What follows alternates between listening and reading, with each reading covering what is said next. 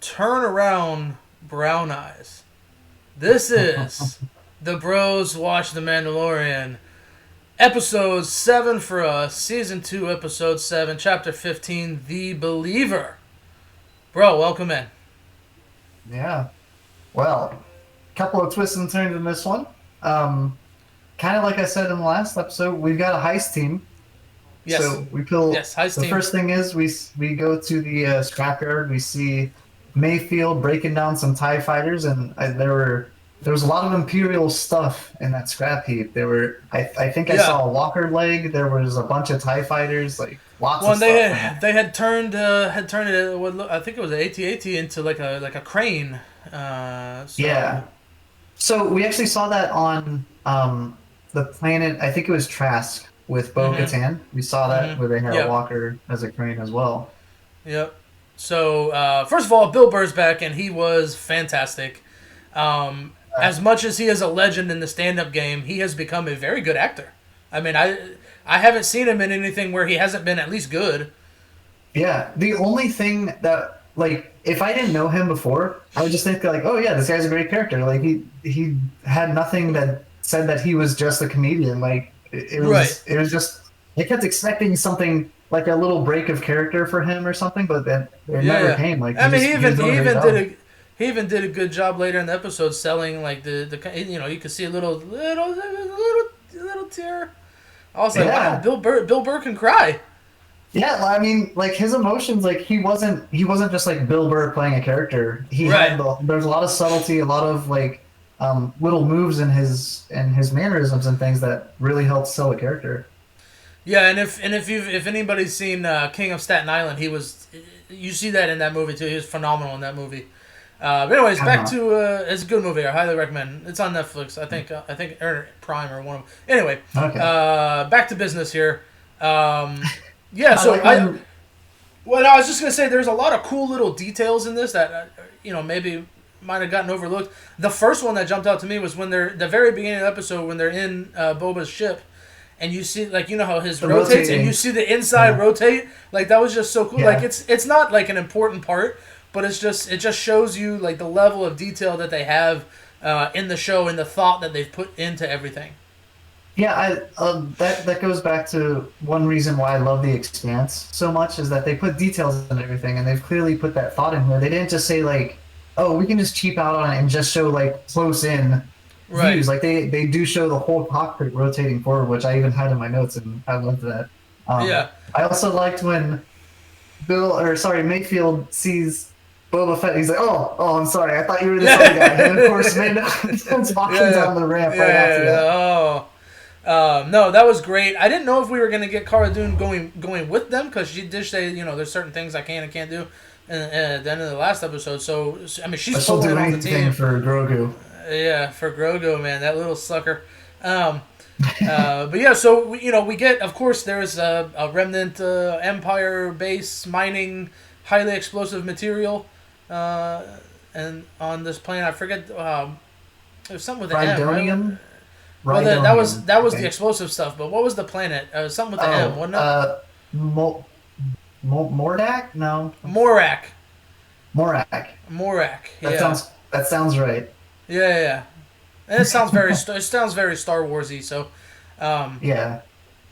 so yeah. So we go to Morak, and the scene with the pirates was such a cool like hand. We get a lot of blaster type stuff and weapons, but that was such a cool like hand to hand fight scene that they pulled off there on top of the transport. That was really cool. Yeah, and we actually do see that Din he takes some damage. Like he some of Mm-hmm. the like ablative armor gets broken off and Right. that Well, just no Beskar because they have to yeah, impersonate the stormtroopers on the yeah. transport, which And I he even thought gets back in, he's like obviously hurting, which was nice to see him show some vulnerability. yeah, and kind of backtracking a little bit when they're talking about going in, like someone needs to go with Mayfeld, and Din they're kind of teasing like, well, you're not gonna be able to take your helmet off, guy. And so he finds like a little loophole around that, and gets it's like, oh well, I could just wear the stormtrooper's uniform, which we only saw him take it off once, but we really didn't see his face in season one. when they were in that village and he took his helmet off, I guess to eat or something real quick, No, like we did see briefly. his face because in the last episode of season one, he takes it off and he's all bloodied up after the fight. It was like in the covert. That's So, right. That's right. yeah, we did see his face. But they had a lot of talk in the transport vehicle about like everybody's got their limits until things go crazy. Right. And Yeah. they kept So alluding to this idea that, maybe it's not such a limit for Ben. yeah. Yeah. No. And so yeah. So going back to season one, we get the helmet and we get the tease early on in the season one. Then we get we finally see his face, and now here. Of course, I mean, you know what's coming during the whole episode.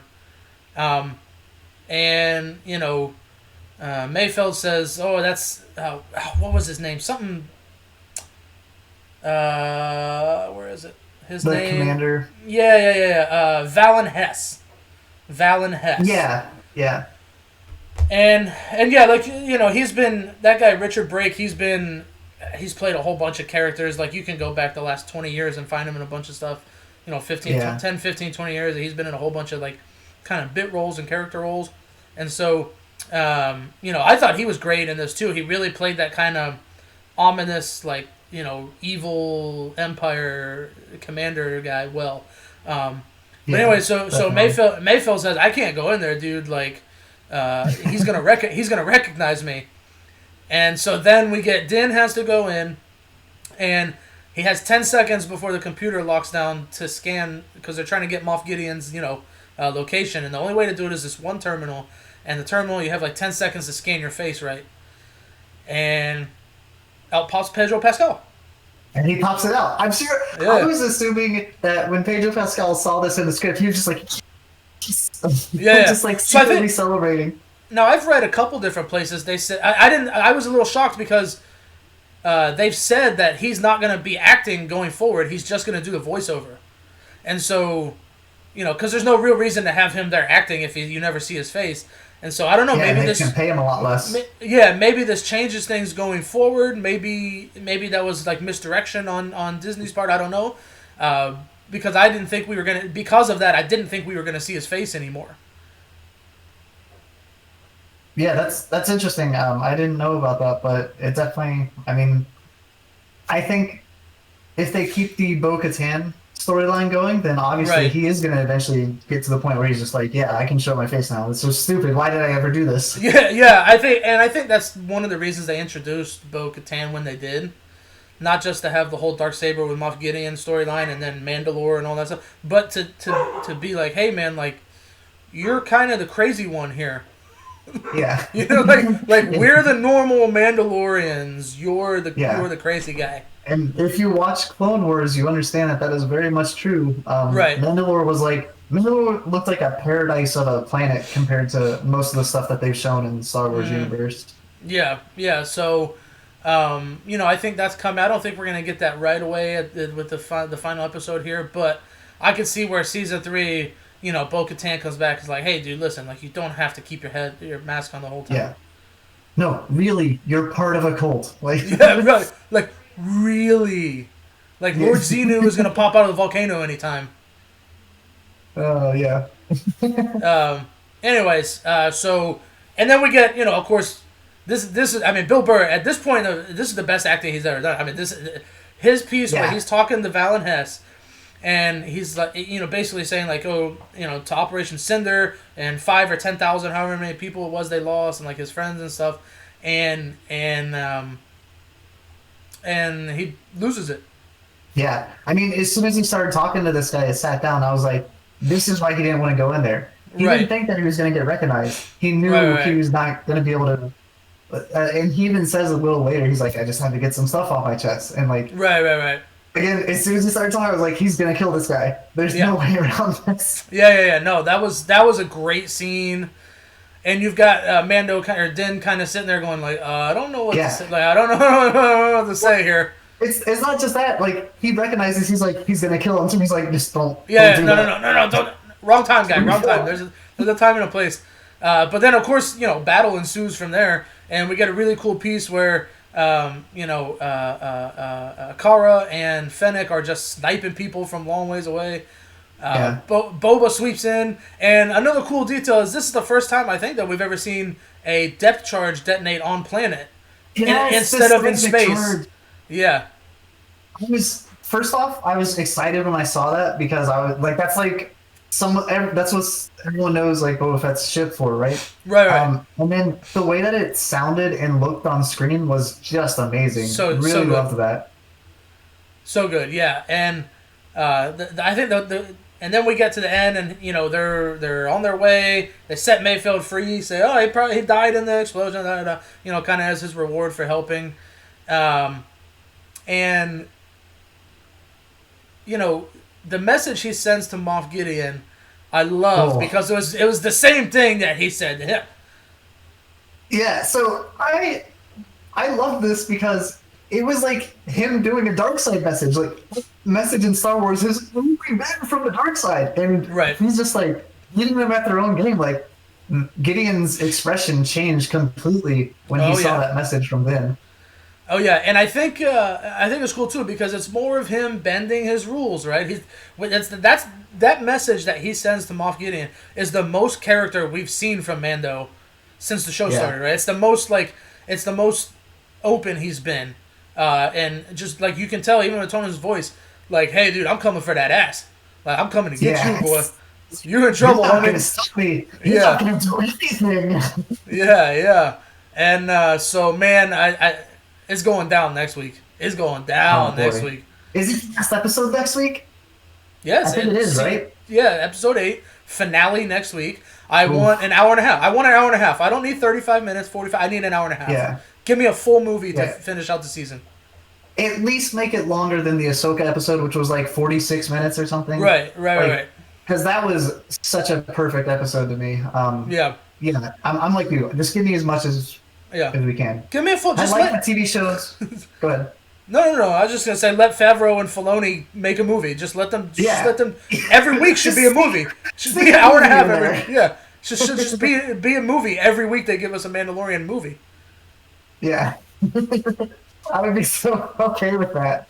Because like that looks movie quality. Like that.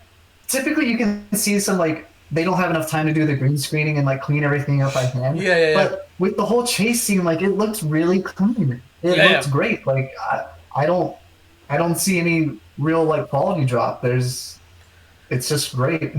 Yeah, and I think one thing we do need to revisit is we get what is essentially the teasing of the beginning of the First Order with Valen Hess. He says we're going to use this Rhydonium to wreak havoc, basically, and all these people are going to come running right back to the Empire, right? Yeah.